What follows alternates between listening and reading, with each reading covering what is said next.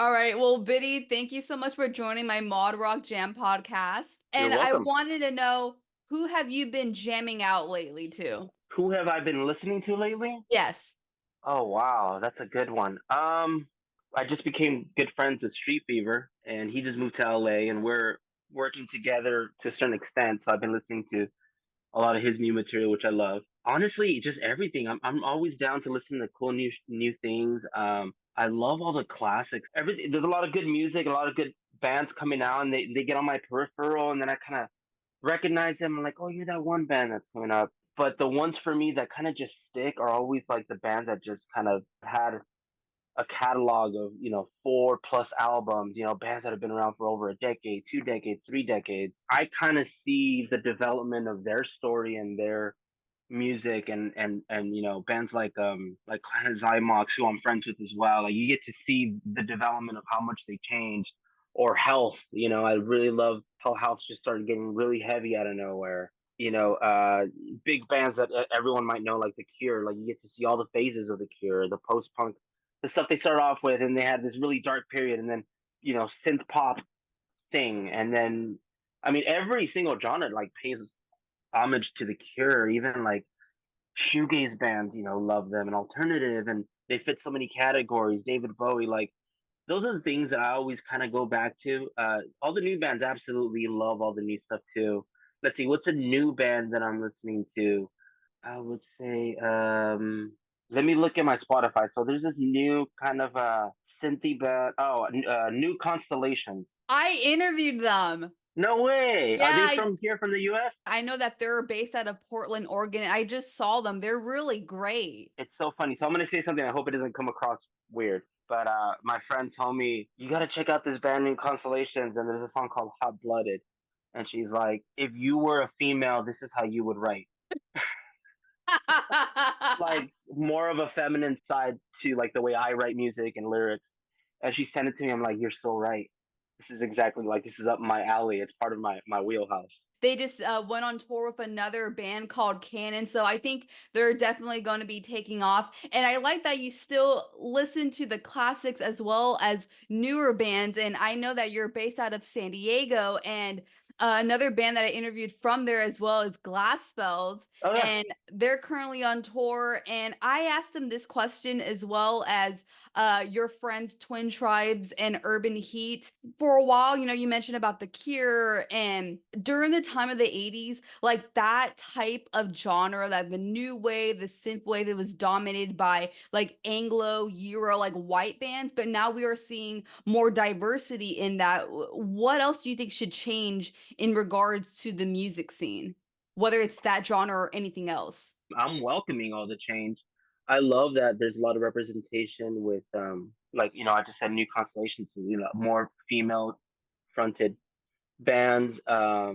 Funny enough, I know Glass Bells very well. I went to high school with Anthony. Twin Tribes, I know those guys too. And there's this kind of like unspoken like Latino pride that we have, Like, when you hear us, like, we're not like this straight, Matt Black, we're all Latinos, we all speak Spanish, but we don't have this roots oriented kind of music, or we don't sing in Spanish. But when you meet us and you talk to us, you go out to eat with us, like, we're very, very Hispanic Latino.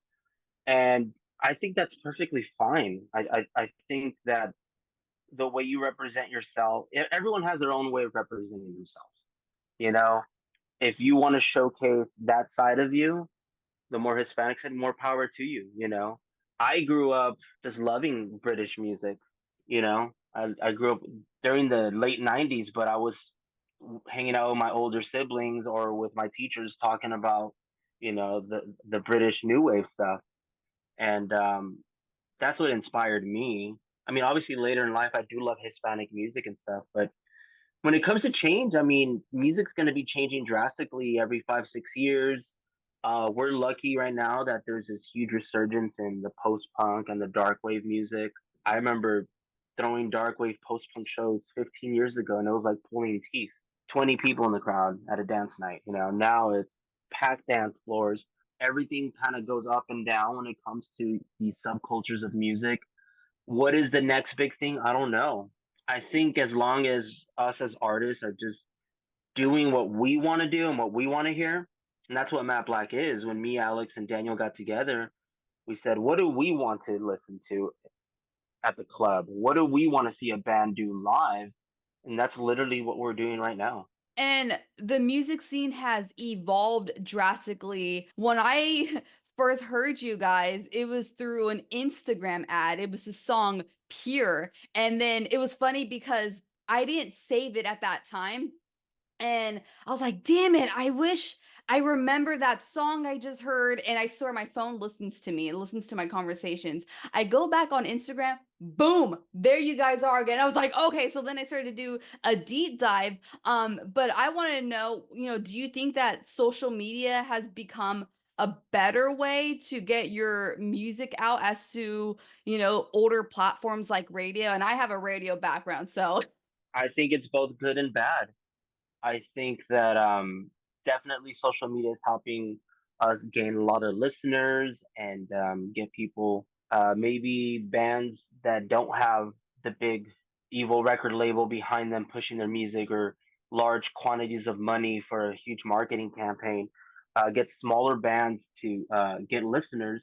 But then again, you're going to get a lot of crap. I'm kind of in the middle, like I'm like the last year of the millennial group of people, so I always embrace, socials and all that.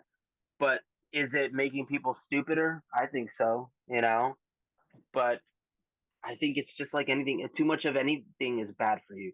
They say that a glass of wine is good for you a day. Well, is 3 bottles of wine good for you a day? Probably not. We're using all of our tools as musicians, and when we wear our business hats, definitely we're embracing socials and Instagram and YouTube, all that stuff. But I think if we do it tastefully, I think we try to do it as tasteful as we can. As you can see, any of our fans or listeners that follow us know that we are very abstract and very science fiction, and there's all these colors and ways that we portray our art. It's not always about us and the way we look. There's always like we're in the shadows, or there's this mystiqueness to it.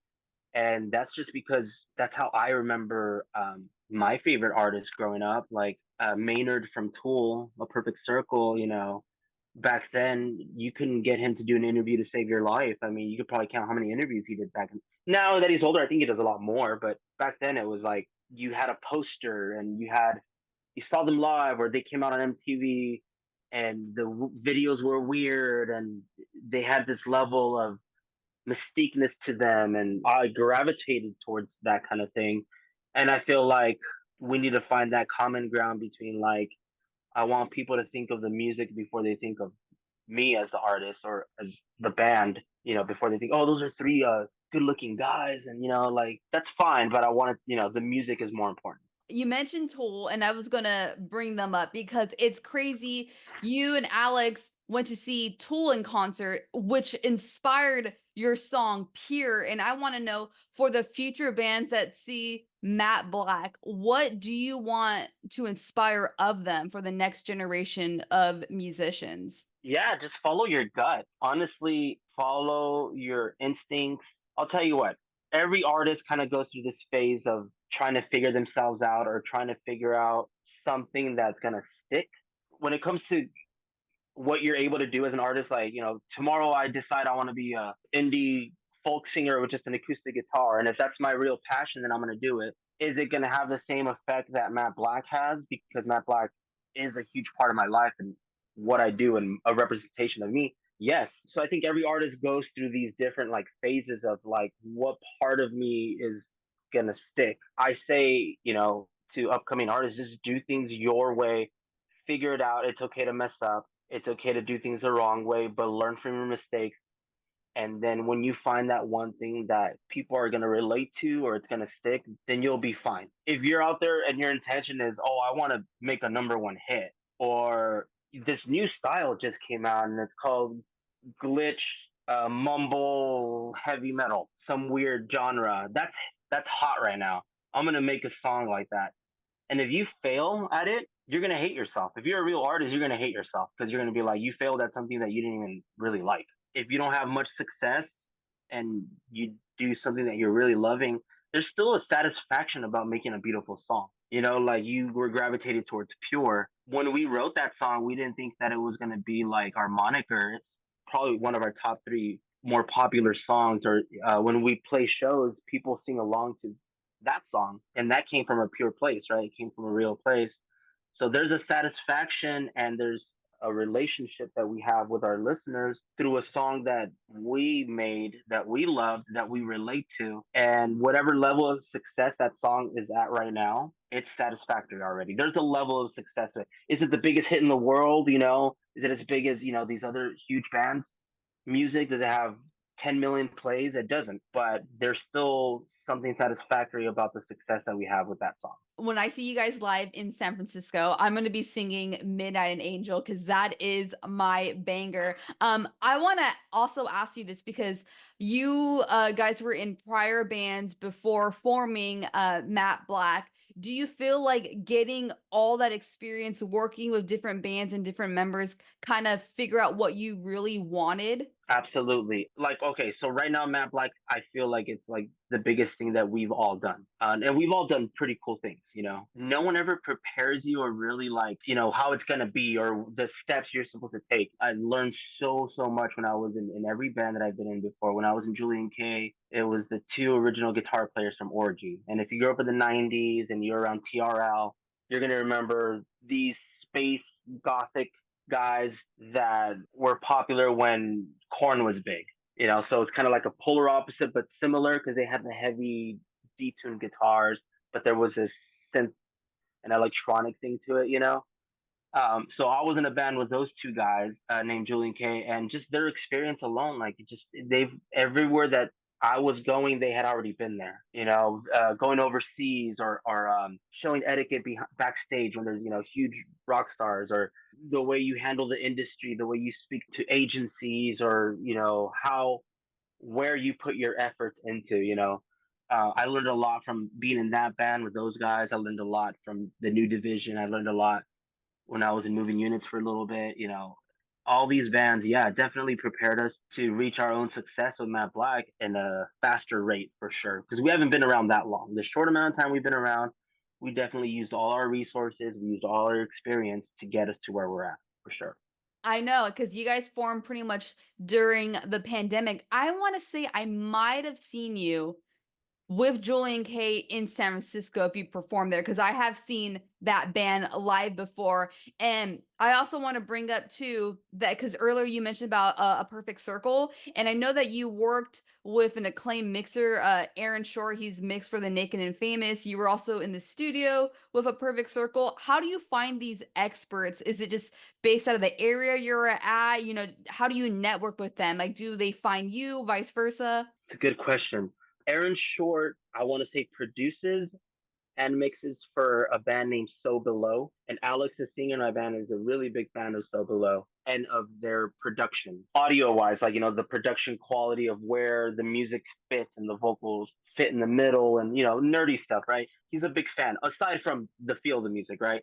And I think the singer one day was like doing like a Q&A Instagram live, and Alex was on there and he's like, who mixes your music, you know, or something to that extent. Oh, Aaron Short. And then he messages her and he's like, hey, I would love to send him something, see if he's interested. And then that's where it went from there. A perfect circle. The industry is big, but it's small. I remember Amir from Julian K sold a drum machine to Matt McJunkins a couple years ago, and then I was like, "That's the bass player from Perfect Circle." And then Alex or did some drum thing back in the days, and then they got in touch that way. I think Matt McJunkins from Perfect Circle, his girlfriend was like, have you heard this band? I'm really loving them right now. They're Matt Black. And he's like, I think I know those guys. When you're in the industry, it's like you're always on everyone's peripheral or you cross paths, sometimes to a small extent, sometimes to a larger extent. And then it's kind of like this big weave of energy and you just kind of find each other. That was another one of my favorite bands, was a Perfect Circle when I was a teenager. And just to think that we went and spent, you know, 3 days at their studio recording with all their gear and using them as an inspiration was huge. Kind of like a, you know, a teenager's dream come true for sure. You know, in your other previous bands, Julian K, moving units. The reason why you formed Matt Black was because you're like, we just don't want to be like the side musician, the side guys. We kind of want to forefront. I'm a You did music your journalist. research. You know your thing. You know what you're talking about. And where did you get all? Where did you find all this information? Well, we were just talking about social media. Yeah. No, we're pretty open. We're pretty open about our past, about our journey. The transition to this role, was it more difficult, or because of your already background in your musical knowledge, was it a little easier to be more grounded with this new project? Yeah, definitely. I think everything has its time and its place. I think things just work out in a very funny way. It's almost like getting a job at a restaurant and you start as the cashier or the guy who washes the dishes, and then either you stay there or you work your way up to a waiter and maybe you open your own restaurant. All those bands I've been in the past, I've been in them to different capacities. Those bands were established already. It was their baby. They had already had a couple albums out, or they had the rights to their music, and they're inviting this person to be a part of their world to help them. So I look at it that way, and I saw an opportunity to do something myself. I saw the opportunity to work with my two really close brothers and friends, Alex and Daniel, who were in the same path, the same journey. I mean, even though we kind of crossed paths, and I brought Alex into Julian K for a bit to play drums, or all three of us were the backing musicians for New Division. Like, we were all helping each other out, but it's because it was us figuring out how to do this now. Would we be able to do Matt Black 10 years ago? No way. There's no way. We wouldn't have been mature enough. We wouldn't have been strong enough writers or producers or musicians to do this. We had to take that route, which is a little more admirable, to be honest with you. We're living in a world where everyone wants to be an overnight sensation. 18-year-olds are becoming famous overnight on TikTok from covering a song. Am I hating on that? A little bit, but who cares? I mean, they're laughing their way to the bank. My opinion doesn't matter. And if it makes them a better person, then they can show longevity and be artists. And that's just the way that they propel themselves. And yeah, dude, go for it. I like the way we did it.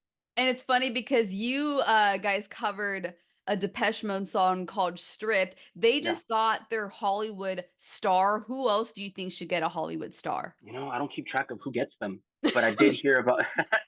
Watch me say someone that already has one. I mean, I think definitely Trent Reznor should get one if he doesn't have one yet. And I know that his music's a little more niche, but they are known as the more popular industrial band because he had a pop sensibility. And what I mean by pop sensibility, he had like the hooks, a voice that could be a little more hooky oriented, radio hits. But with his success as writing music scores and just doing everything that he's done to push the envelope for other artists like us, definitely deserves a star. Yeah. Did you watch the music video to The Strip for Depeche Mode? Yeah, with the car and they're hitting The the car with TV, or hammers like and they're the like lighting TV. it up on fire. Yeah, My yeah. favorite move from Dave, when he's just like randomly dancing, he's just like doing this.